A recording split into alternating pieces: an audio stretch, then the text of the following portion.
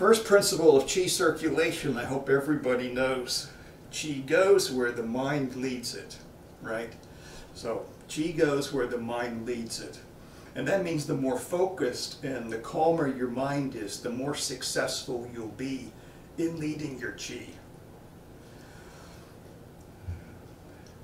Then we have the issues of how does Qi move through the body? What kind of body tissues are conducive to Qi movement and which are restrictive of Qi movement? So muscle tissue is a moderate conductor. So when we say Qi, we mean bioelectricity in this case, right?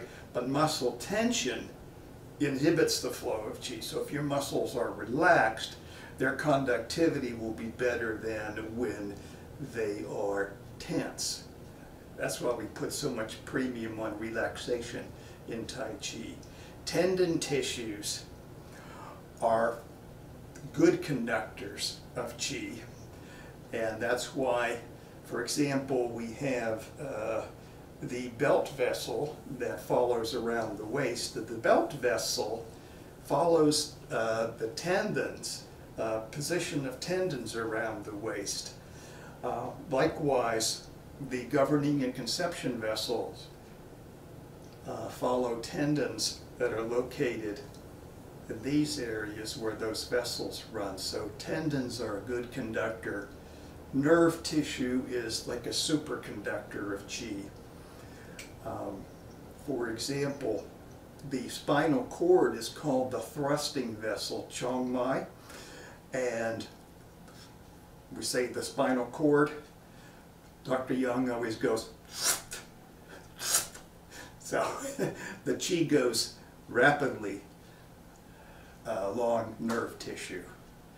Fat is an insulator, and so one of the problems we face as most of us get older is we accumulate more fat, and this slows down the circulation of Qi. Now, fat is actually stored food essence, so it can be converted into Qi, but as fat accumulates along the passages that the Qi goes, then the Qi slows down. Fascia. Each muscle, each separate muscle of our body has a coating of fascia on it, and that's an insulator. So that enables you to move one muscle by sending the bioelectricity to that muscle without necessarily moving the ones adjacent to it. So I can move one finger and I don't have to move my whole hand, because presumably somewhere in here there's fascia that insulates the electrical signal going to the muscles. Bones are piezoelectric. That's why weight-bearing exercise is good for preserving bone tissue. And that's why sometimes you see these Qigong exercises where people hit themselves like this on the bones to strengthen their bones. And that's why we have Qigong exercise like for the teeth, where you tap the teeth together.